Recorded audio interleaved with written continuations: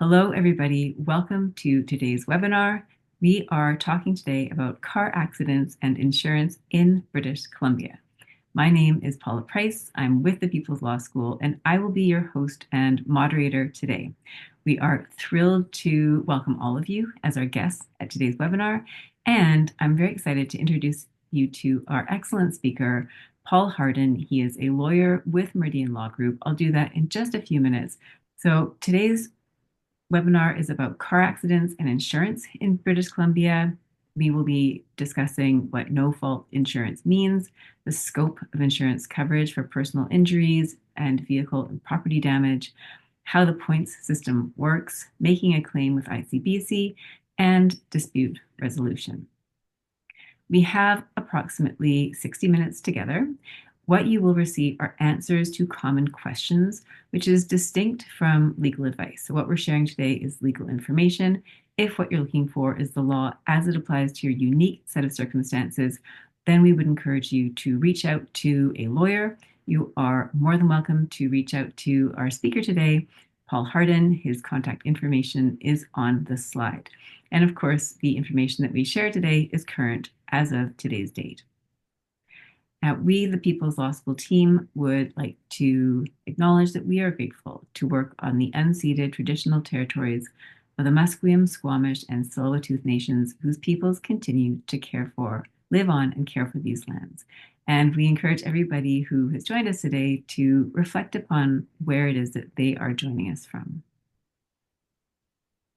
We'd also like to thank our funders, the Department of Justice Canada, the Law Foundation of BC, and the Notary Foundation, whose financial support makes it possible for us to produce these webinars.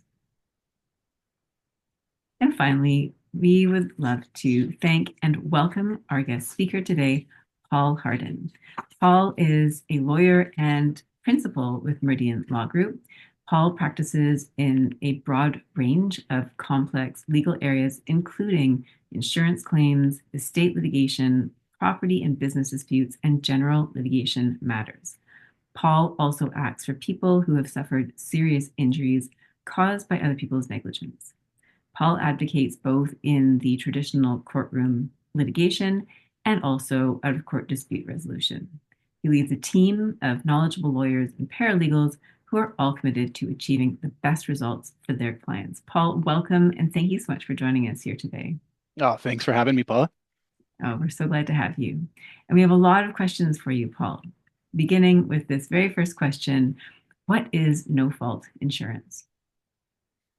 Before we get into this, I think what would helpful for the discussion is to just acknowledge that we're probably talking with people who have considered this in the context of a car accident that occurred before May 1st of 2021 or after May 1st of 2021. Before May 1st, 2021, there was a traditional tort system in place that allowed people to advance claims and proceed to trial for damages for both personal injury and for material damage claims.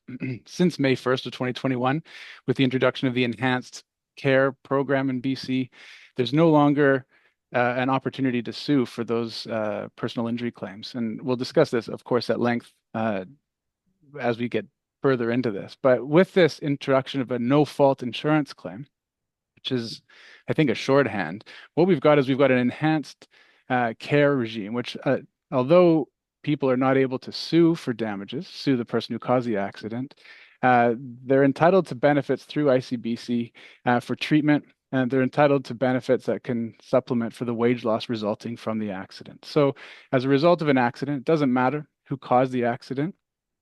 If you have suffered loss, you're entitled to the benefits as prescribed by the ICBC Enhanced Care Benefit Program. Excellent. Thank you so much for setting that up for us. The next question that we have for you, Paul, is what kind of insurance coverage is available for property damage or personal injuries arising from a car accident? I recently renewed my motor vehicle insurance, and I was surprised to see how inexpensive the additional third-party coverage was.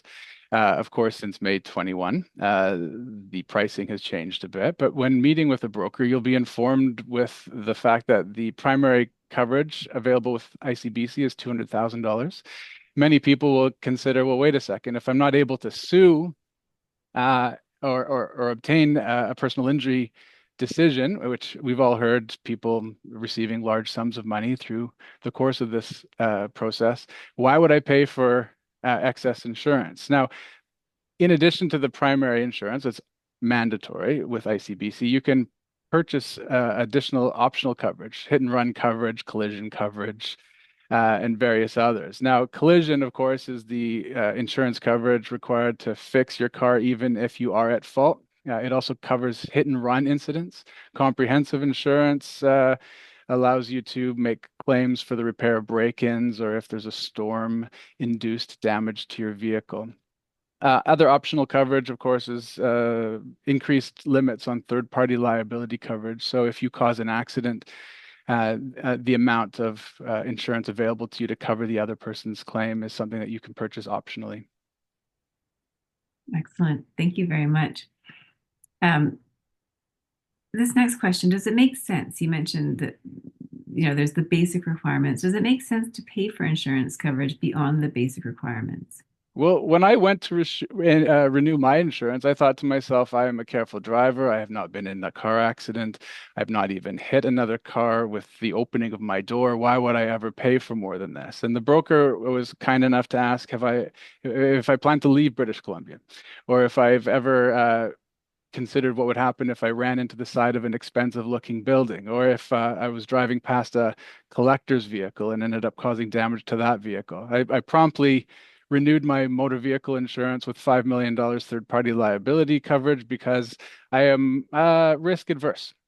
And so that's exactly why we would do it. I mean, if you're driving around in a luxury vehicle and you want excess coverage, you should consider speaking with your broker about that. If you're at all concerned about the theft or a fire causing damage to your vehicle, if you've ever read or watched those interesting stories where expensive Ferrari is driving down the road and drives into a lamppost, causing significant damage, you may consider that having excess insurance is appropriate for you.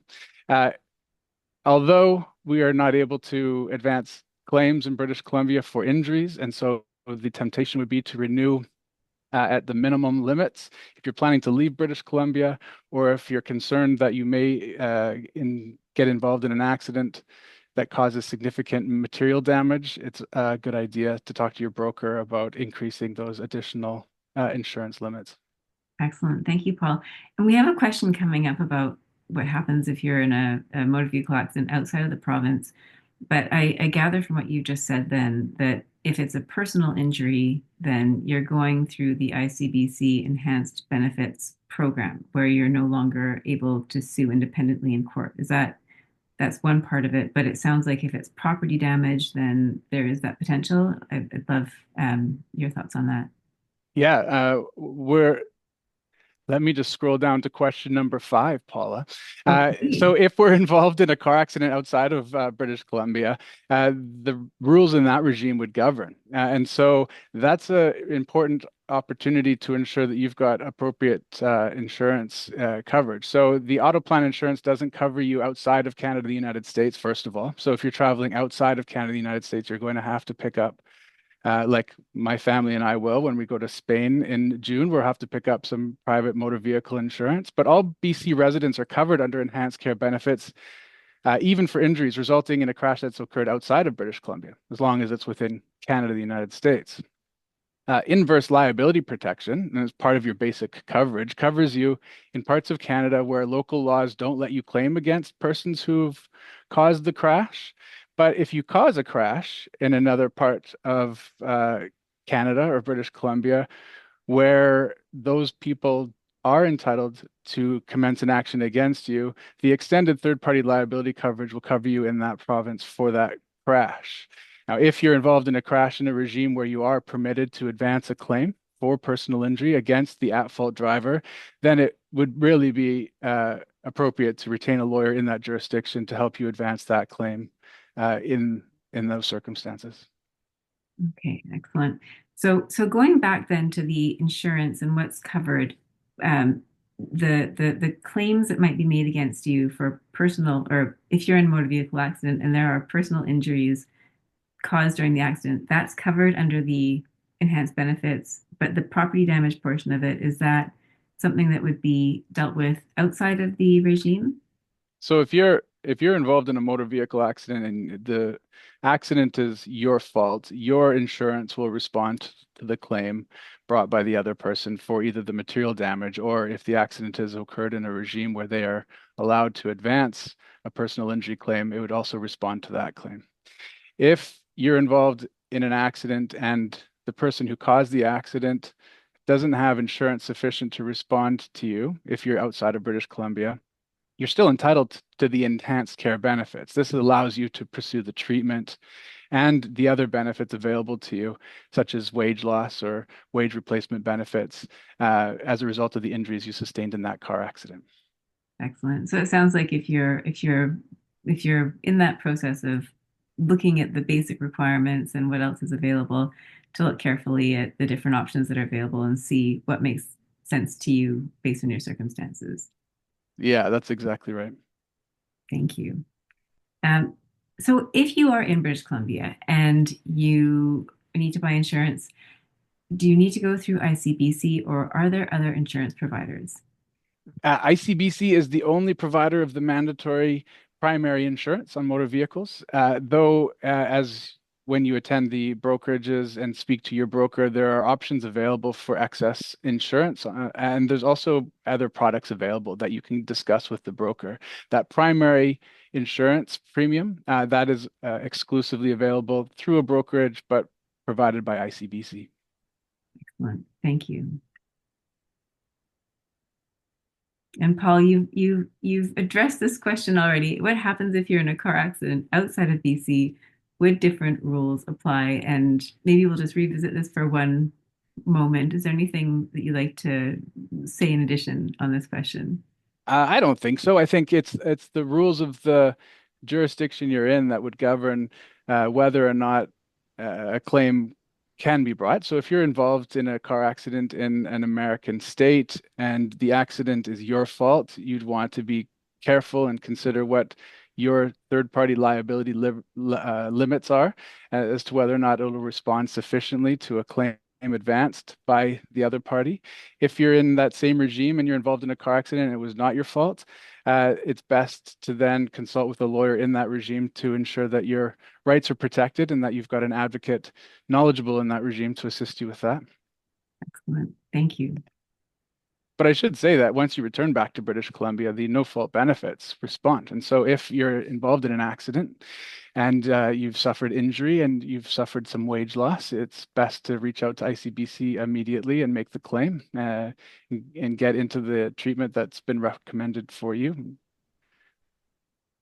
Interesting. So if you are injured outside of BC, you're still able to come back and claim benefits within British Columbia. That's exactly right.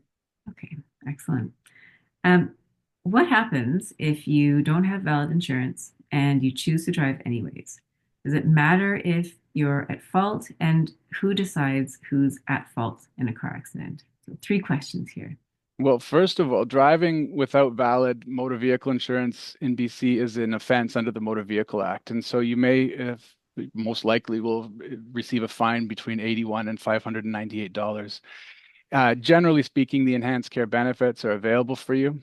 There are certain circumstances where this is complicated. I can discuss those with anybody who has that specific question. But your ICBC claims representative decides who's at fault. That decision is informed, of course, by legislation covering the rules of the road, but also previous court cases and information about the crash, the facts as to who's ultimately determined to be at fault. Now, who's at fault matters because the pardon me, the deductible that you're needing to pay is going to be affected. And now, if you're unhappy with the determination of liability, you can ask for a manager or somebody in senior management to review the decision. If you're still unhappy with that, there's an opportunity to have it reviewed through the ombudsperson or through the CRT. And that's something where, generally speaking, people are bringing these applications on their own, but it may be that you want to hire a lawyer to assist with the appeal process.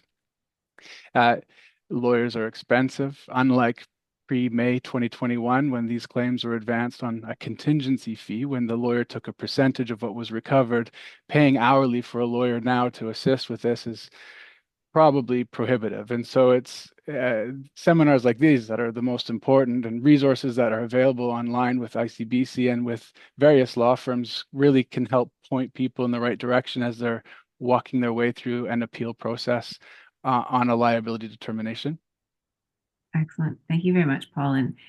And on the topic of resources, you had sent us some helpful links, and we'll be sharing those with the recording of today's webinar. The People's Law School also has a number of pages on the website that are dedicated to car accidents and insurance in BC. So those are some resources that everyone can consult if they want to learn more about this topic. So thank you for mentioning that. Moving on to the next question then. Let's say you are injured in a car accident. What are the types of benefits that you would potentially be entitled to? And again, does it matter if it was your fault? Uh, Interestingly, Paula, we didn't talk about this before, but I was involved in a car accident 2 weeks after the change from the tort regime to the enhanced care model.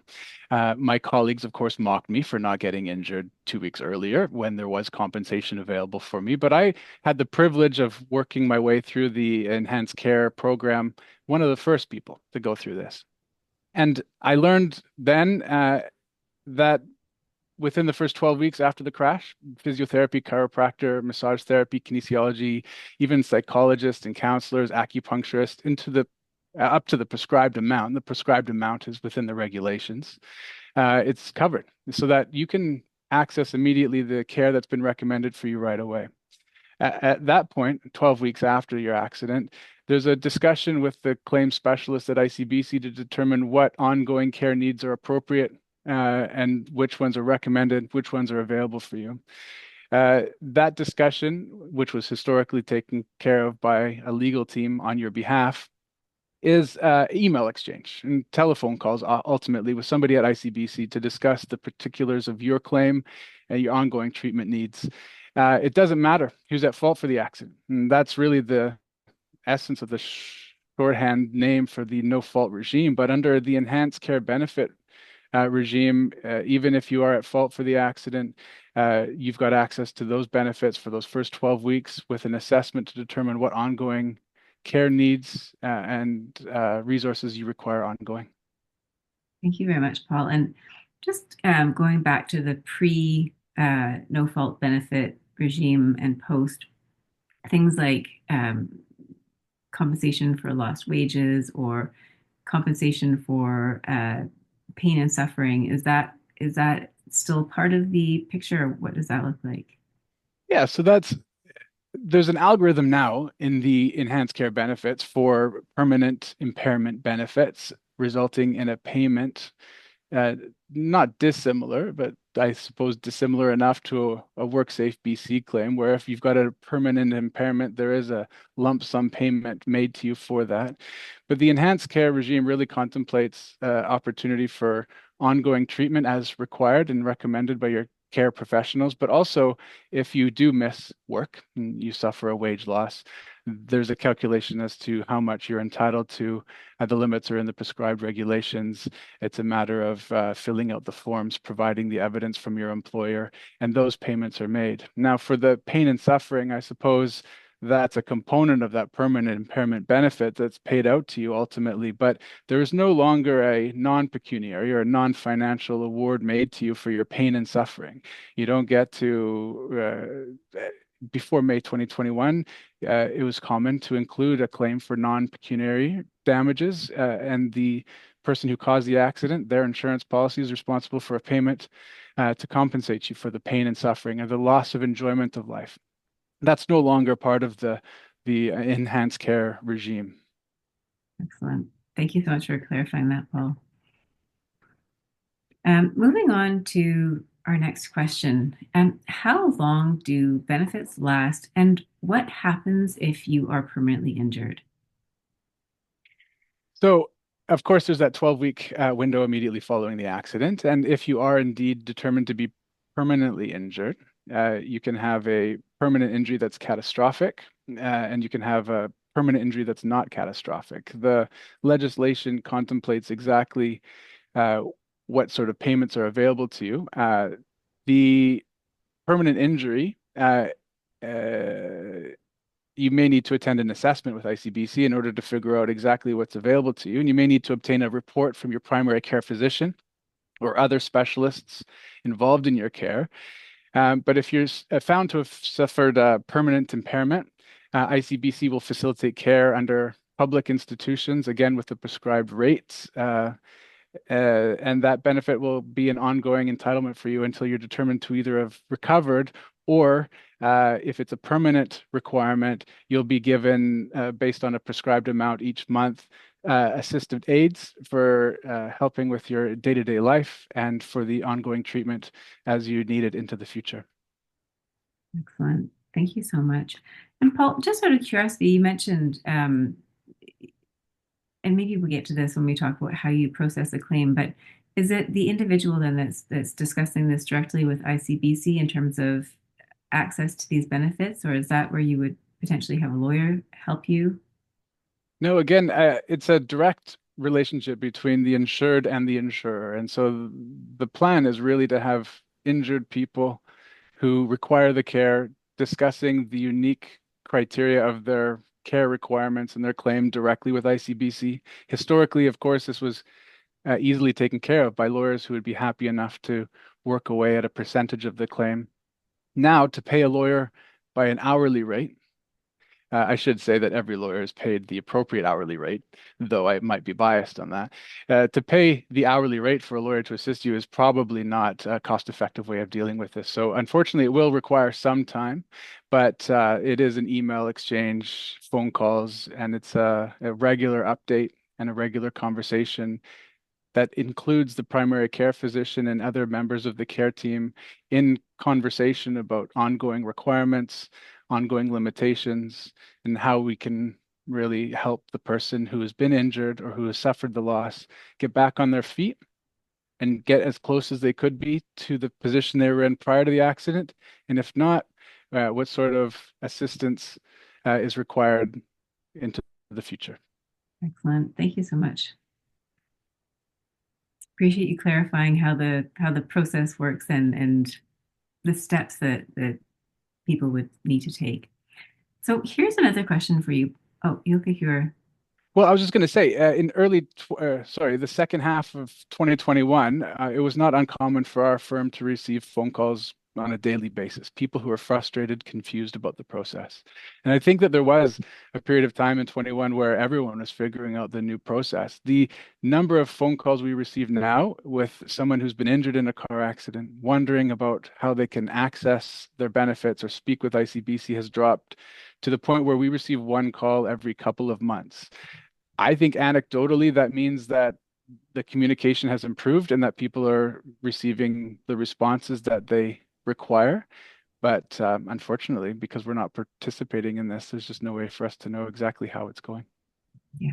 Yeah. I imagine just going back to the idea that things shifted significantly at that time, that the way things are done is it's just different. And so Um, whereas before you mentioned this would be a process where lawyers would be very much involved. Now it's a process that really is primarily between the person seeking the benefits and ICBC.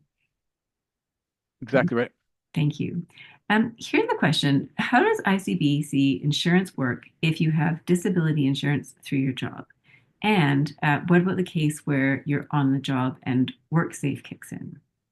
It's a really important question. These are the ones that get complicated a little bit, though ICBC has clarified that they are not first payer. And so if you are working and you have extended medical benefits, of course, if you're a worker in the course of your employment at the time, you make your claim through WorkSafeBC. WorkSafeBC provides their benefits. Anything that's not covered goes through your extended medical benefits provider. And then if there is a shortfall at that point, if for whatever reason there's still care requirements, wage loss shortfall, or other benefits that would be covered through the enhanced care regime that are not first being taken care of by any other insurer that comes first. And that's really where ICBC then would step in and and fill in the gap. So if you're involved in a workplace accident, of course, your first call is to make the WorkSafeBC claim. If you are involved in an accident and you're not a worker and you have extended medical benefits available to you, that extended medical benefit provider is first payer, with ICBC coming on after that. Excellent. Excellent. And we have a question coming up, but I might actually just pausing on that note in what you do after you get into a car accident. And so it sounds like it's potentially accessing your insurance through your workplace in addition to any claims you're making through ICBC. Is that correct? Yeah, that's exactly right. Okay, and we'll get to that in a minute. Sorry, I'm curious and jumping ahead. So focusing on this question, do I need ICBC's approval before seeking medical treatment if I want ICBC to pay for it? Not during the first 12 weeks after the accident, but you may be required to undergo medical examinations at ICBC's expense and request in order to ensure that continued benefits are available to you. Uh, Otherwise, the first step is, of course, absent the fact that you would have been involved in an accident while working. You make the insurance claim with ICBC so that you are provided with a claim number. You then attend your primary care physician, your GP, or to the treatment provider's clinic, and then you provide them with the ICBC claim number. And the better clinics allow for direct billing and take care of much of that administrative process behind the scenes. Some of the clinics won't do that for you, and so you'll be invoiced, and then those receipts are then collected and then provided to ICBC. Excellent. Thank you. And Paul, you mentioned that there was a cap, right? That there was a regulation that provided for a certain amount. So how would you know, as somebody who's seeking treatment, whether or not you're within the limits of what's been awarded? Yeah, so there'll be two links if they're not up already. There's a link to the ICBC Enhanced Care page, and then there's a second link to the actual Enhanced Care regulation, which in that regulation, you see the prescribed amounts that are paid per treatment provider. So the amount that ICBC is obligated to pay per registered massage therapist visit or physiotherapist visit or acupuncture or counselor, psychologist, or any of the other paramedical treatment providers that you're required to attend. So the onus would be on the person seeking treatment then to investigate and kind of seek treatment and understand the relationship between what ICBC is and is not paying for. And at this point, the clinics who are participating with ICBC treatment, because some clinics will say, and they'll advertise it on their site saying, look, if you're coming here after an ICBC claim, we're not taking ICBC patients. But by and large, the clinics who are participating in this process will tell you up front, look, the treatment is X amount, ICBC covers this, and you're obligated to pay the user fee of whatever amount it is. Some clinics, it's very small, some clinics, it's larger, depending on how much they've set as their rates for the treatment provider. In our experience, you just have to contact various clinics to find the one that you believe in or the one that has the smallest user fee or whatever matrix it is that you use to decide the clinic that's right for you. Excellent. Thank you, Paul. And sorry, I'm going to put you on the spot. Hopefully this is okay. Is there a difference in terms of how much you're entitled to if you're in a larger motor vehicle accident, for example, or a relatively small one? How does that impact the potential benefits that you, or the treatment, perhaps medical treatment you'd be entitled Yeah, to? the amounts per treatment and the amounts in overall insurance that's available to you does not change. The only thing that changes that determination would be the recommendations made by your primary care physician or the treatment providers involved. And so if they're making a recommendation for treatment, then you attend for that treatment. Whether it's a small car accident or a large car accident, the impact itself, the forces involved, the vehicle damage, the mechanics, that generally doesn't mean anything. Everyone's body is unique, and so the injuries you sustain are unique to you, and the recommendations from your care team are unique to you. And as a result, the care that you're required to attend for is unique to your circumstances. Excellent. Thank you so much, Paul. And thank you. I appreciate you answering my on the spot questions. This next question is about property damage. So, what kind of property damage will ICBC cover? And again, does it matter if the accident is your fault? And so,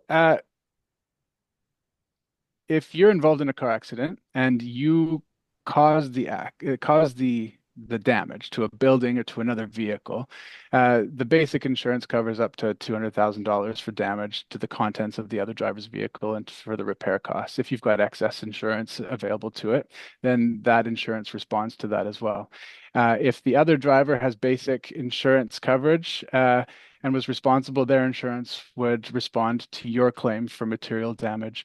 In the case where you've caused the accident, it depends on where you've had your deductible set, three, five, or $1,000 deductible that you're obligated to pay, and then your insurance policy would respond to the other person's material damage claim. Excellent. And sorry, does it matter if it's your fault? You can still, does it change anything? And so then, well, if you've caused the accident, your insurance would respond. You'd be responsible for paying the deductible. Gotcha. If you're underinsured, if you've only been driving around with $200,000 and you cause $300,000 worth of damage, then you're in an interesting situation where you'd want to take a quick look to see if you've got any other insurance available to you that would respond or add to that initial primary policy. You don't want to be in a situation where you're paying out of pocket personally for excess damage that you've caused in a car accident. If you haven't been responsible for the accident, then the other person's insurance policy responds to it. And that's for the material damage side. And that's separate, I think, to the enhanced care question, because if you're involved in an accident like this and you've suffered personal injury, you still have access to the enhanced care benefits for the treatment of your personal injuries. Excellent. And that's where kind of going back to that extent of the property coverage, there's that 200,000 that is the standard. And so this is where you may have wanted to have that additional coverage, going back to that earlier question that we talked about, Yeah, exactly right. especially if you choose or if you end up in an accident with a vehicle that maybe is in excess of 200,000 in terms of the potential damage to be I had covered. a conversation with my kids last night about how expensive vehicles are. Their eyes are the size of saucers to realize that the average vehicle is as expensive as it is now. $200,000 one day may not be enough to cover a total loss of another vehicle. Yeah, it's incredible. So it is something definitely to keep in mind as we're thinking about the types of insurance coverage. Thank you. And I'm glad your kids are getting an early education on these topics. Whether they want it or not, The benefits of having a lawyer for a dad. I love it. the Um, curse, the curse. Yeah. so if we move on to the next question, and here we're talking about a hit and run, right? Does insurance cover vehicle damage from a hit and run? Basic insurance does not, but there's hit and run coverage up to 200,000 for repair costs when your car is struck by an unidentified vehicle. So if it's somebody, you come out to your car in the morning and there's a bunch of damage done to your vehicle, there's no way to know who's caused that. Those repair costs are available to you, but only up to a certain point. If you don't have hit and run coverage, though, or collision coverage, you'll be responsible for those repair costs of your own vehicle if it's involved in a hit and run accident. Excellent, thank you. And again, this is where that additional coverage um, comes into play. Um, Thank you, Paul. The next question, what are points and how do they work? What's the difference between penalty point premiums and driver risk premiums? And how long do you need to pay those premiums? Yeah, I was delighted that you threw this one on the list, Paula, because I had never looked into points before. Of course, not having I guess I'm too conservative of a driver, but not having ever dealt It's with this, fine. it was a lovely experience to get into this. So, most driving violations lead to points, and the number of points depends on the violation. And so, there's a full list on the ICBC link that we've provided in the chat for what points are and how and where additional fines are associated with them. So, points, of course, affect your insurance premiums, and every year ICBC will look at your earned points over the last 12 months. And if you've got four or more, you'll pay a driver penalty premium of somewhere between $214 to $508, depending on the number of points that you've racked up. Driver penalty points attached to your driver's record. And so you can be billed for these points even if you don't own or insure your own vehicle. Driver penalty points you accumulate stay on your driving record for 5 years, but you only pay that premium once. So, for example, if you earn 6 points, you pay $367 that year as the premium is paid, and then you've got 6 points on your record for each of the 5 years going forward. But you're not paid that additional premium until additional points are incurred. Excellent. Thank you so much, Paul. And thank you for referring to the link that ICBC has more info on this. And also the People's Law School has a page that addresses this as well. Thank you for that. And then the next question, can you lose your license if you get too many points? Yeah, you can. Each year, ICBC reviews your driving record for offenses in the previous 3 years. Um, uh, I have lost the reference in my document as to how many points, but okay, here we go. So those who get too many points may be temporarily prohibited from driving. Not necessarily a set number of points. For class 5, 9 to 11 points, though, may lead to a prohibition, or 4 points if in the case of a class 7 driver's license. ICBC has wide discretion to impose driver prohibitions, and it's in the circumstances behind why you get the points that ICBC looks at. It's a bit of a specialized area, and this is something that oftentimes you'll see, say, a professional driver will retain a lawyer in order to make sure that this is being reviewed appropriately. It's a serious consequence. With too many points, of course, people can lose livelihoods. And so this is one area, I think, where a lawyer might be able to provide more assistance than most. Excellent. Thank you so much. Paul, this next question, we've alluded to it in some ways. What steps should you take if you're in a car accident? And is there a separate process for dealing with personal injuries and vehicle damage? Yeah, so the process really hasn't changed. And so if you're involved in a motor vehicle accident, personally, I think step number one is, if it's safe to do so, move your car out of the way, because my commute home is often clogged with cars that have had a minor bumper to bumper incident that are still sitting in their lane of travel, and everyone's out taking pictures as if it's a catastrophic loss claim. I think probably, in all fairness, taking a couple photos immediately is appropriate, but then you can get out of the way. You can get out of the way because liability can be determined pretty straightforwardly. You don't need to necessarily have chalk lines on the pavement if it's a minor thing. Of course, if it's a significant car accident, you want to be calling 911 right away, no question. But take photos, collect the insurance name, contact information, policy number, phone numbers of the other driver. It may even be a good idea to take a photo of the other driver. Unfortunately, there's still instances where people are driving around with no driver's licenses or in uninsured vehicles. You want to collect as much information at the scene as you can. Oftentimes, these are situations where you're emotional, you're shocked, you're surprised, you're not quite thinking about it as you would otherwise. And so collect as much information as you can about the other driver, the other vehicle. Feel free to provide your information to the extent that you feel safe to do so at the scene. Call the police if you need extra assistance at the scene, and report the claim to ICBC. Online, the online claim submission form is fairly straightforward. You can always sit on hold with the phone number if you prefer. But oftentimes it's just best to make the claim early on. We had an issue at my place where somebody had hit the side of our car, and I meant to call ICBC and didn't ever get around to it. And so one thing to remember is that you've got 2 years to make the claim with ICBC if you want to pursue either the material damage repair of your claim, or of the damage, or to advance a claim for enhanced care benefits following the accident. So keeping in mind that 2-year limitation period is always important. Excellent. Thank you so much, Paul.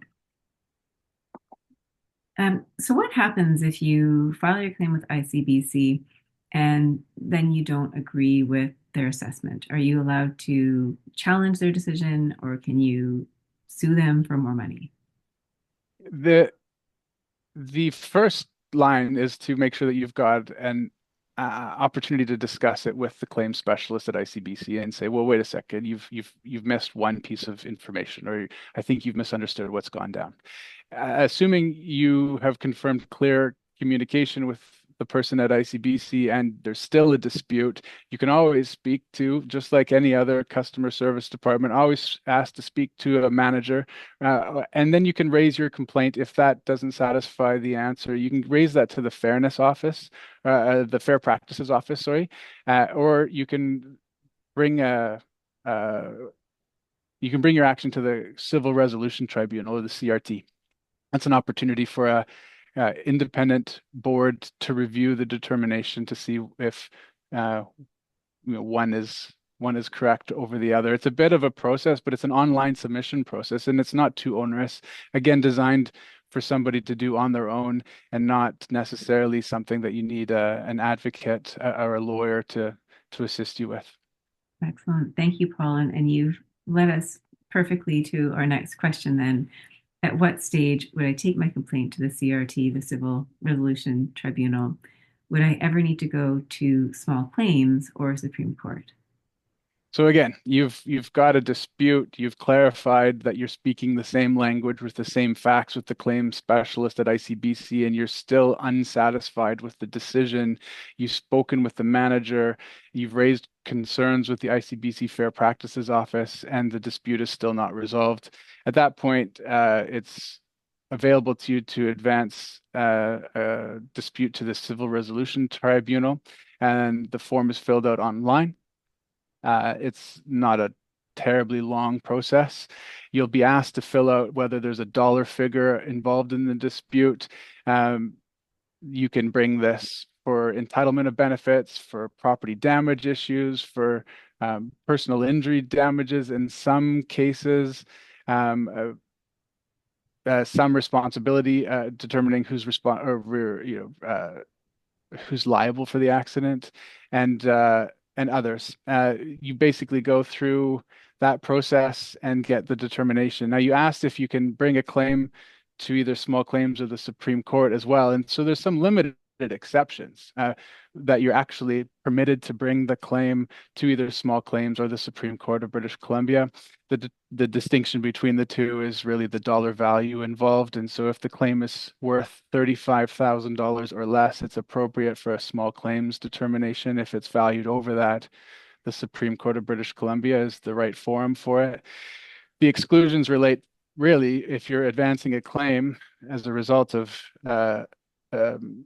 manufacturer's defect, you could pursue potentially a claim against the manufacturer of your vehicle, or if the person who sold your vehicle misrepresented the vehicle to you and caused you either financial loss or personal injury, you could advance a claim in certain circumstances against the business selling the vehicles, or a supplier of vehicle parts that were in your vehicle and causing either financial or personal injury, or even the garage service operator, if where you've brought your car for service, they've acted in a way that's resulted in either personal injury or financial loss as a result of their negligence. Those are really the limiting or the limited areas that you can advance a claim for. There's also pursuant to the Criminal Code of Canada, if the person who's caused the accident has been convicted of a criminal code offense, it's prescribed in that link that we've provided to the regulations.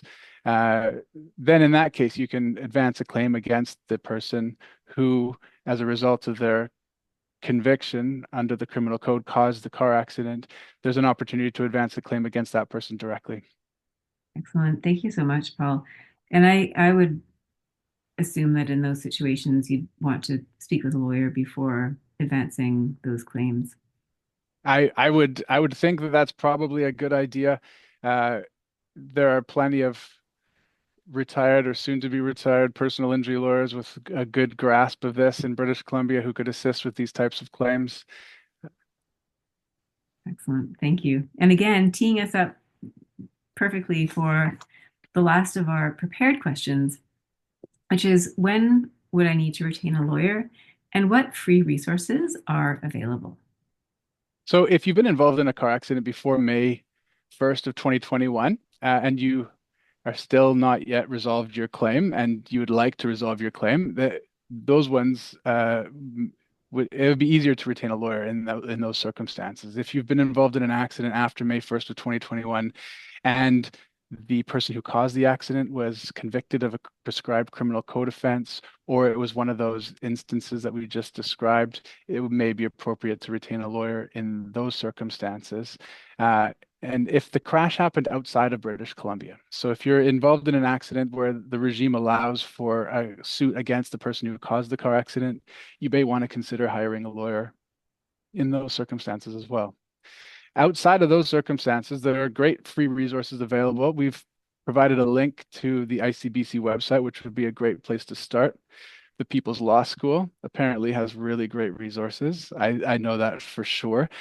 Click Law, the CRT guides, and a lot of firms like ours at Meridian Law Group, we do our best to post blogs and provide as many legal resources as possible for people like the people who are attending here today, who want to learn more, don't necessarily want to retain a lawyer, but really want to get a better understanding of what's going on. And so free resources, I like to give as much of my time as I can to people who are suffering through confusing and difficult legal disputes. Unfortunately, there's only so much time in a day. And so resources like our law firm and other law firms' websites are really great places to start with some of that research as well.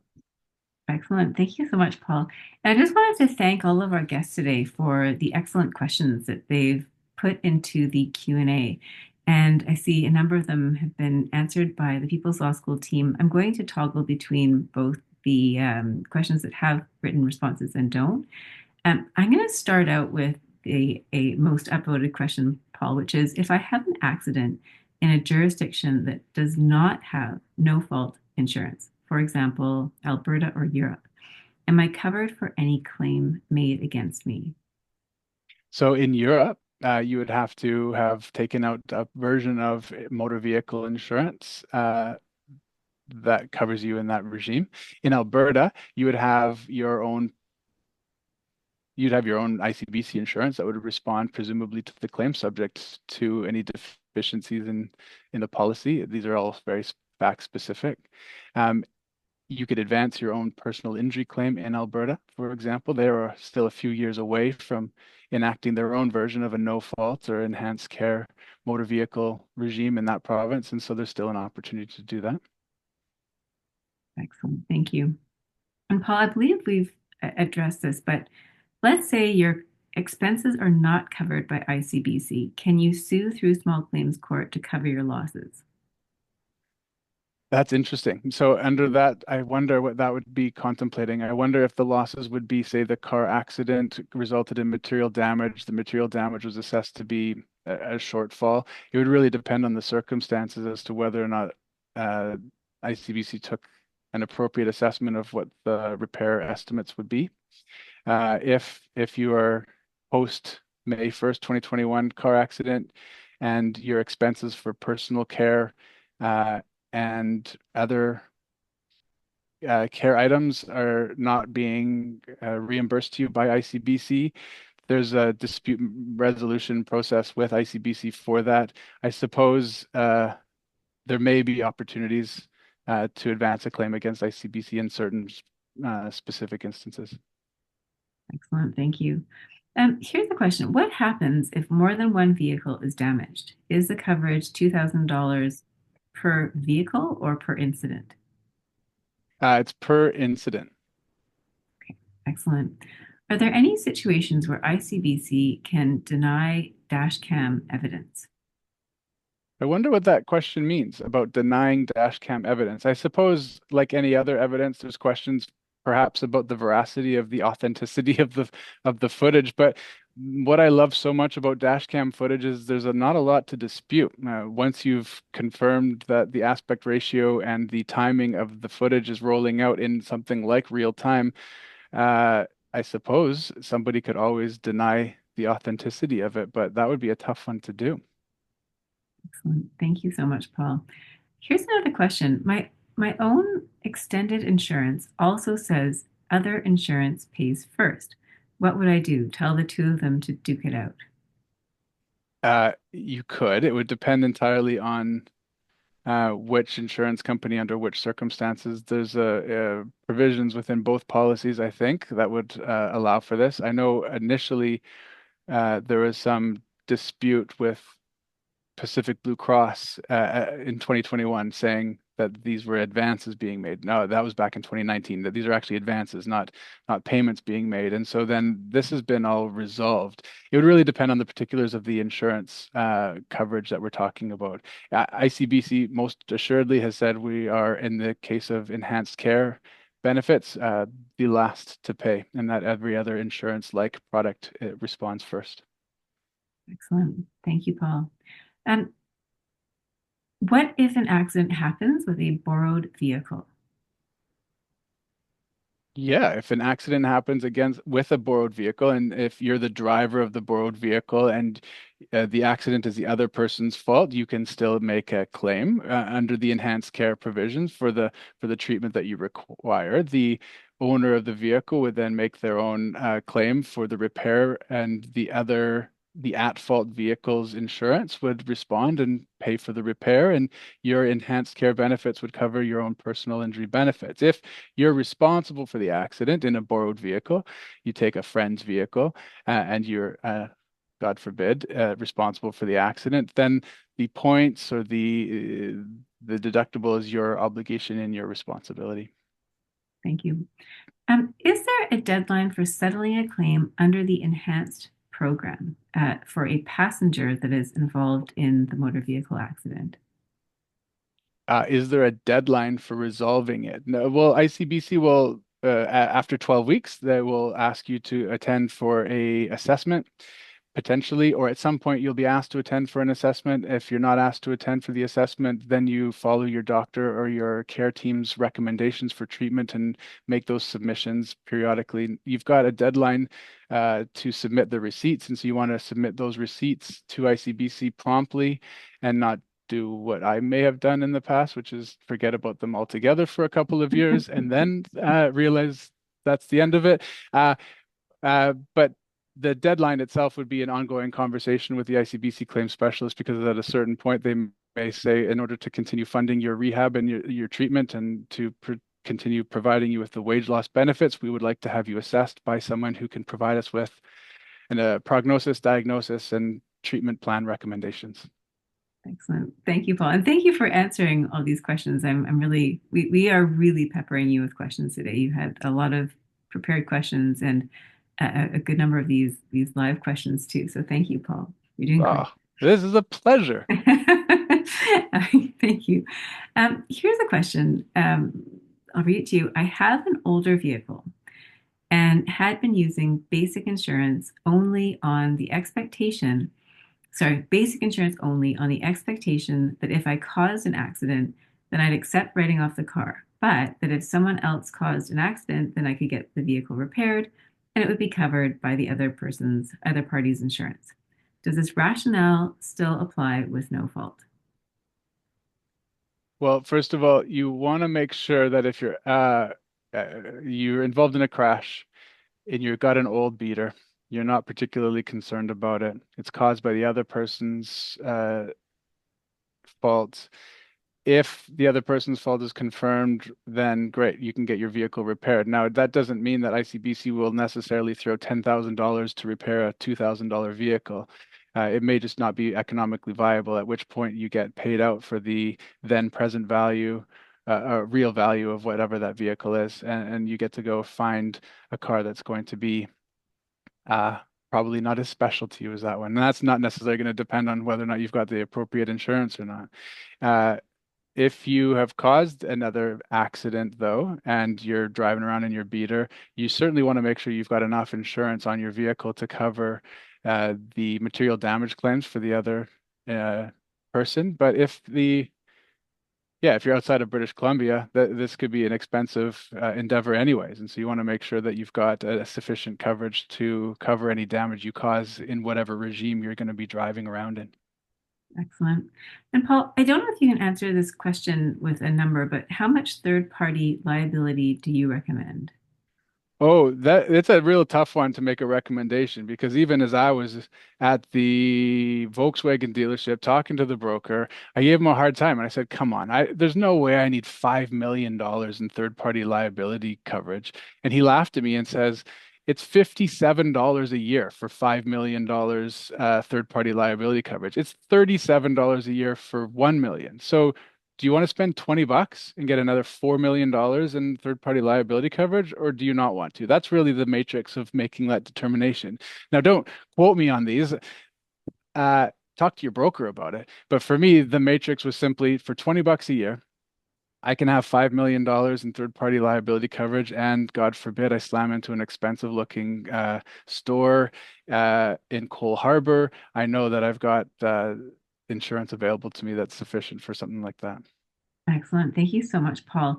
And you've been so great at answering all these questions. I realize we're pretty much at the top of the hour. I'm going to ask you one last question. Hopefully that's okay. And then we will wrap up today. And again, a big thank you to you for being so gracious and answering all these questions. And a big thank you to our guests for submitting these questions. The question is, if I allow a family member who is not Canadian and is visiting from another country to drive my car while they're here and they get into an accident, am I responsible for the cost? Yes. I mean, if it's their accident, they've been driving presumably with a valid driver's license, and you've contacted ICBC and listed them as one of your incidental drivers, then yes. If this is somebody that's only driven your vehicle the one time, but they still have a valid driver's license, you're still going to be responsible for the damages caused by the person who you allowed to drive your vehicle. Excellent. Thank you so much, Paul.